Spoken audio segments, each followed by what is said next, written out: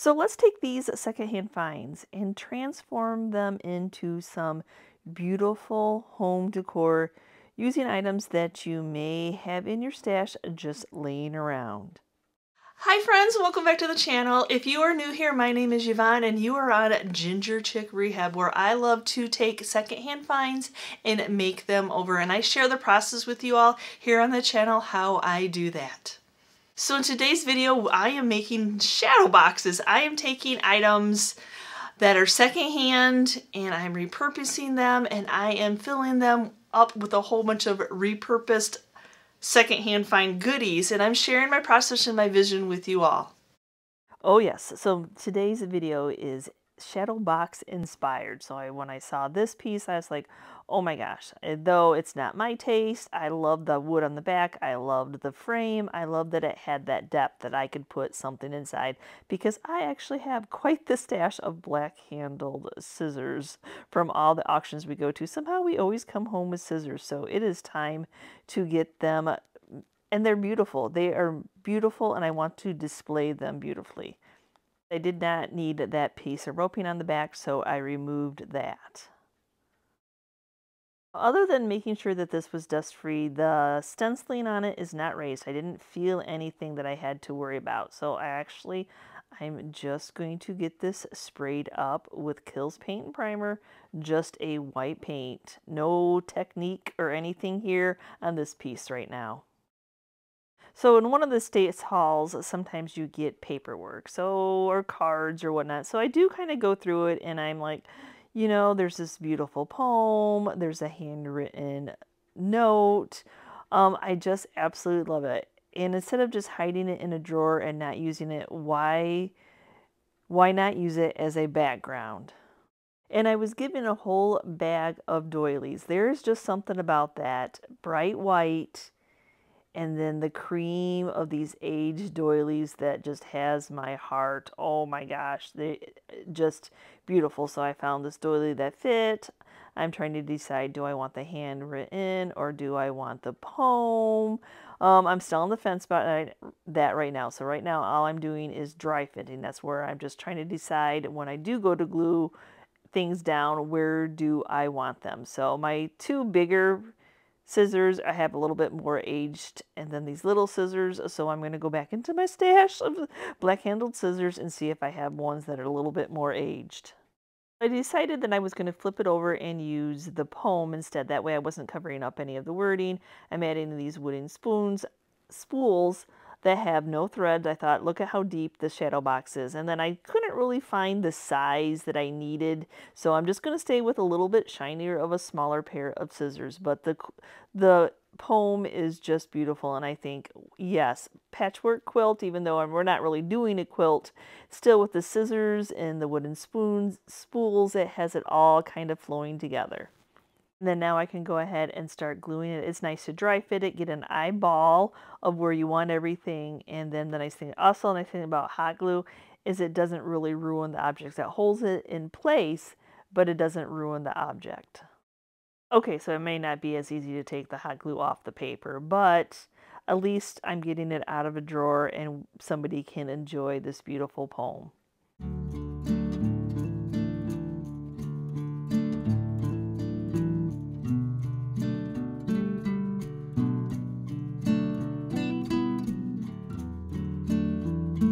And I'm actually going to add a couple black buttons in each of this space. That just kind of adds a little bit more pop of color to kind of coordinate the black handled scissors. Now I did put hot glue on the scissors, but I know that that's not going to hold these heavy of a scissors. So I actually have to wait a little bit into the project until my husband Chris gets home, because I don't know where the U nails are that will hold them in place. To add a little bit of age to the frame, there's beautiful details on the outside of this frame. I'm just taking some of the Jolie black wax and very gingerly, not heavy, very gingerly just letting the wax touch those little tips of those detailed areas. And that too is going to tie the black handled scissors with the frame with the buttons.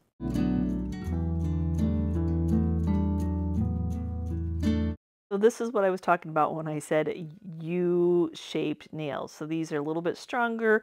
Luckily, the back of this has very thick wood that I'm able to go over the two handle parts and tap this in. That way it'll hold these scissors nice and secure.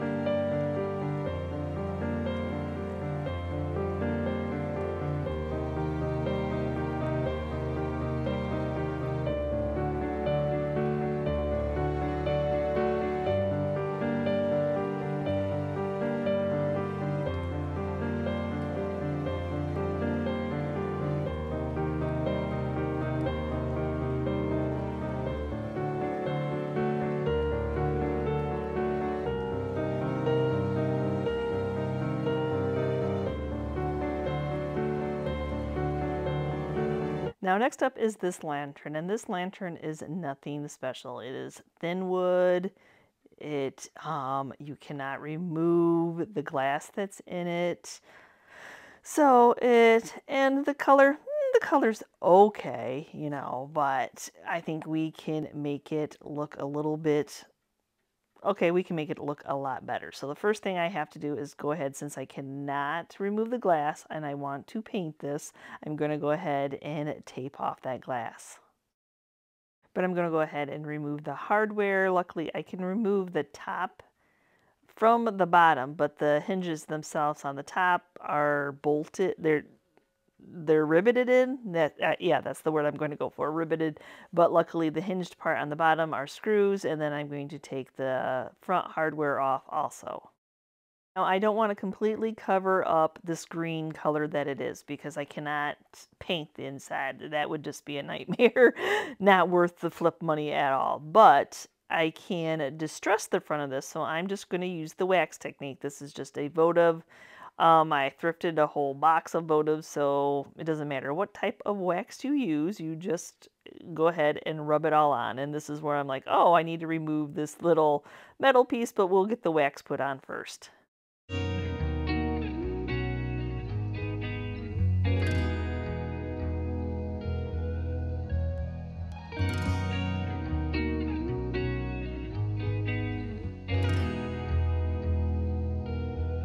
That we're all waxed up, I'm just going to go ahead, I'm going to use the Color Fusions Victorian lace for my color. So what I'm doing here is I have a paintbrush and I'm going to have a lot of paint on it. So this is a 1-coat coverage. So, and I'm going to try not to go over the previous paint too much, just enough to blend it in. I don't really want to take off the wax that I put on there. I should have said 1-coat application. I'm really not. If I miss a spot, since we're going to be scraping some of this paint off after it dries, it does not matter to get it completely covered. Usually when I put a thick coat of paint on like that, I will let it sit overnight to make sure that it's completely dry. So now all I'm doing is taking a scraping tool, you know, like a spackling tool, something with a straight edge, and then just going along the edges and scraping off. So where it did not attach from the wax buildup, it will scrape right off, and so it'll give you that aged, chippy look. That I have everything scraped and distressed, I'm just going to take a brush, get it off any of those my dust particles or my paint particles that are left behind, and remove the tape. So are you still trying to think how I'm going to make a lantern into a shadow box? But first I need to go ahead and get that glass clean. So I just have Norwex cloths. It was already kind of dirty in the inside. I did not worry about that because I knew that I was going to kind of make a mess during the process of painting it to get it cleaned.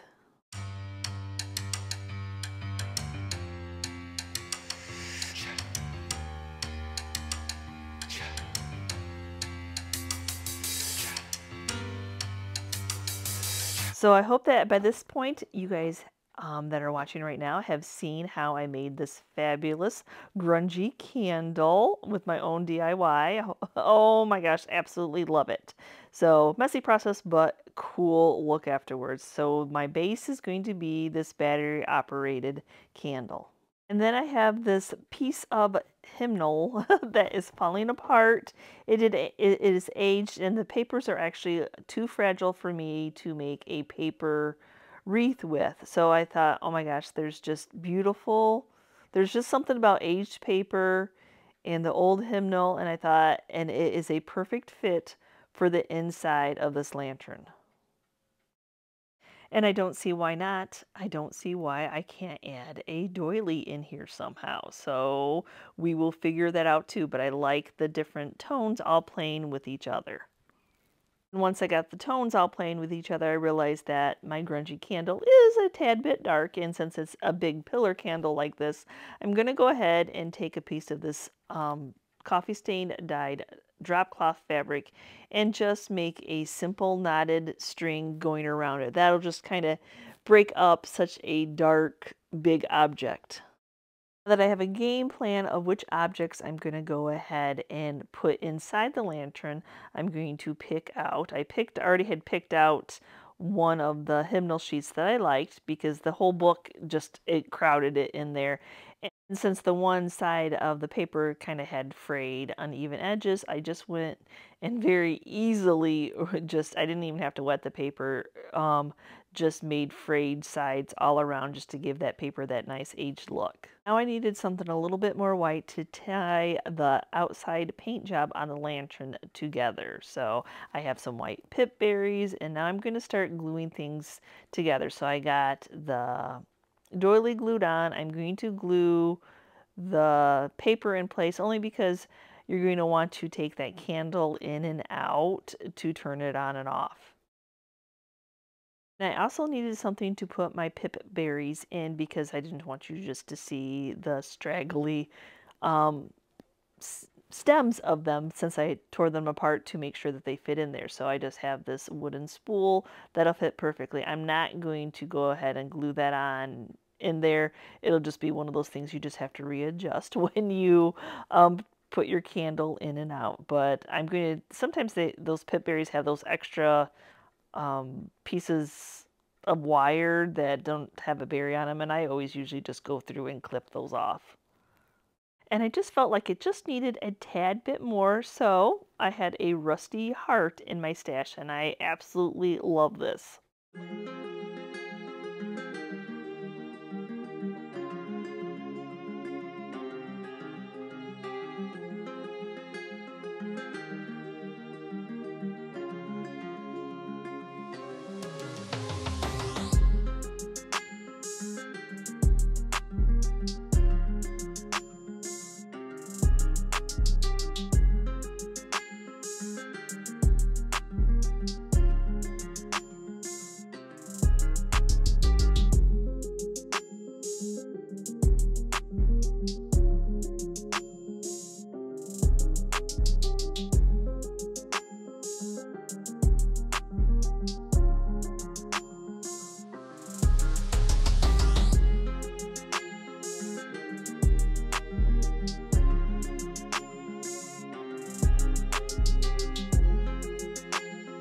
Even though I think I thrifted these in two different places, I think they're the same maker. That green, that metal, and this, I don't have to worry about any glass because it doesn't have any glass. So it is perfect for a shadow box. And I know that everybody's first, you're like, oh, we'll put some pots and some floral in it. But I think I can step up my game a little bit more than that and make it just an amazing shadow box. So of course I'm going to go ahead, I'm going to do the same painting technique as I did on the lantern, but luckily for this one I don't have to worry about any glass, and I can remove the top and the hardware to paint this one.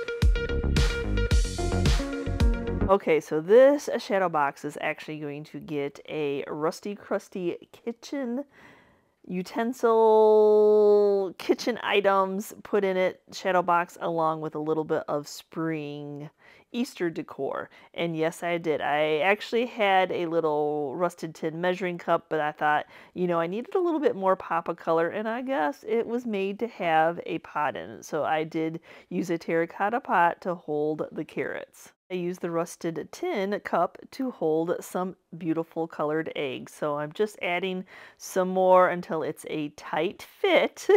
I wanted my pie plate to stay up. I had another one of the muffin tins, and I absolutely love it. And the nice thing about it is nothing is glued together. You can go ahead and change it out. And of course, I had to add a battery operated grungy candle.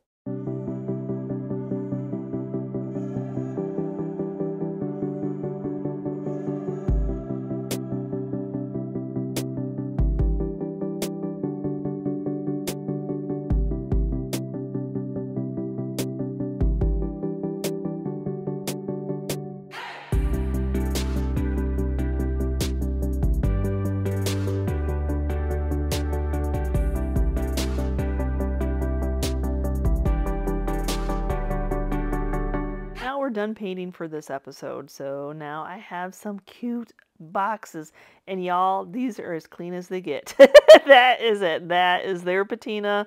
They are aged and well loved. Now it's time to fill the box. So first I'm going to start off with this spool, and this spool is not old. It is new. It's been stained, but to make it look older than what it is, I'm going to add this fabric measuring tape on it, and this has beautiful patina. So with a little bit of hot glue to keep it in place, I can wrap it around and give it the age that I'm looking for.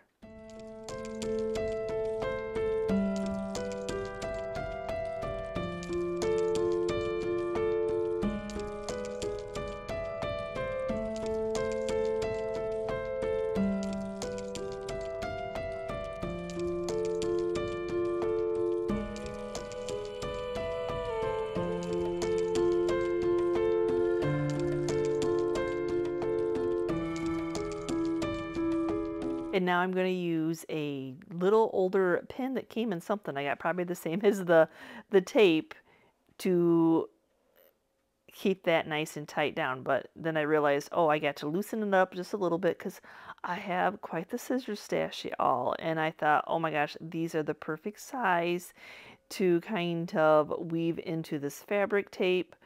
Oh my goodness, my heart. How cute is this? Okay, so how cute is this now? So you have this, it fits in there perfectly. That lighter color with the metal of the scissors just pops. I have an old tag that, yes, y'all do that. Do you save every paper good that comes around because you see purpose in it? So hot glued that to the back, so that's really going to make the spool stand out. Yes, I'm going to hot everything into this one just because it will easily just fall out. I know I have room for more, so I'm playing. I thought about that heavy metal star, but I think it's too heavy. But I still want to add a little bit more in there. So I grabbed quite a few spools that I have in my stash to see what would all coordinate. Now, the scissors have like a brass to them, and I actually have a whole bunch of these little metal tags that came in a haul that I'm like, oh, that would be perfect. So I finally found a spool that I thought was color coordinated that I can actually put a little bit of hot glue. I thought a pin was going to hold it, but silly me. But I'm going to go ahead and get that hot glued on, and then I'm actually going to use a tack to hold it on there good. So I actually have one that's in the brass and color that will match perfectly. But oh, I don't have any idea what those little metal tags came off, but I'm sure glad that I kept them. Then I have a couple of my grungy votives that I did in my candle makeover that this one fits perfectly on the top of that. And that just, oh my gosh, what is it about those little lights?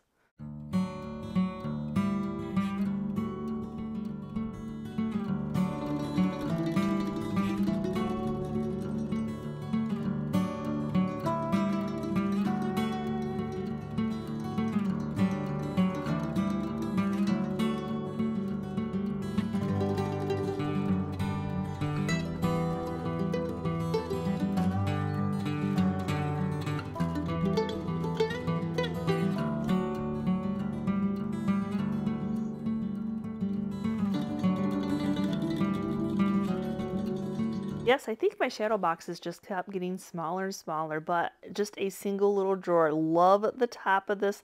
Love the patina. As I said, this is as clean as they get, folks. I'm back into my wooden spool stash, and there's just something about that old labeling, paper labeling, that it was still on these spools that I knew I wanted to use these.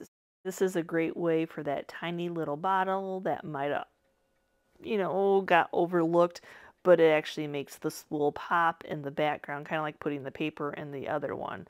But I want to add a little bit of something to this spool. So I have a piece of homespun fabric that I coffee stained dyed just to give it a little bit more age. So we're just going to do a little bit of hot glue, and I'm going to try to keep this one. It was a cream and black striped fabric that I absolutely love. Whether you use it as is or you do the staining on it, it is a gorgeous fabric, but I want to make sure that I am seeing my black line. And as I'm looking around my stash for tinies, I'm like, oh, I don't know. I think these were probably cuticle, the way that they're shaped. They might have been cuticle scissors, but you know what? They have great patina and they fit inside the spool. So perfect. I think they're perfect. When I talk about my stash, I have boxes upon boxes that look like this. Just little pieces and parts that I pick up that I am not willing to get rid of. So now I'm looking for something else that is tiny that I can add to this little shadow box. And I think I'm looking for a tiny key, I think. Then I spy this beautiful piece of metal, and I believe it's off of one of the older record players, stereographs. So I thought this is a great way to give it purpose, get it back out there. A little bit of hot glue is not going to ruin it, but it just makes for a nice background. So now I can start putting this all together. So I'm keeping my little spool. I got to make sure that my scissors are up so I can, that they're not pushed all the way down, that it makes it uneven. But yes, so that, the little bottle, and I'm still looking for a little key. I know that I have a little bitty tiny skeleton key. Do y'all do that? You're like, I know I have it, just where is it?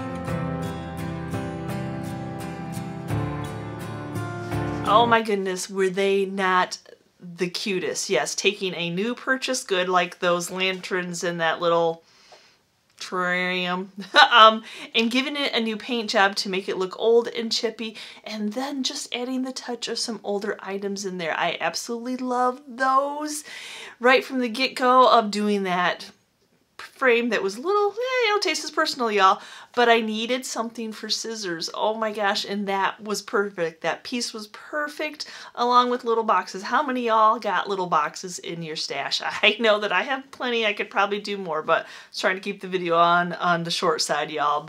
And I absolutely love hoarding on in my stash all those littles. Those littles, they're so unique, and I love when I come up with a way to repurpose them and bring them out from the hiding and share them with the world of what to do with them all. So give me a quick comment down below. Have I inspired you to look at secondhand finds in a new way?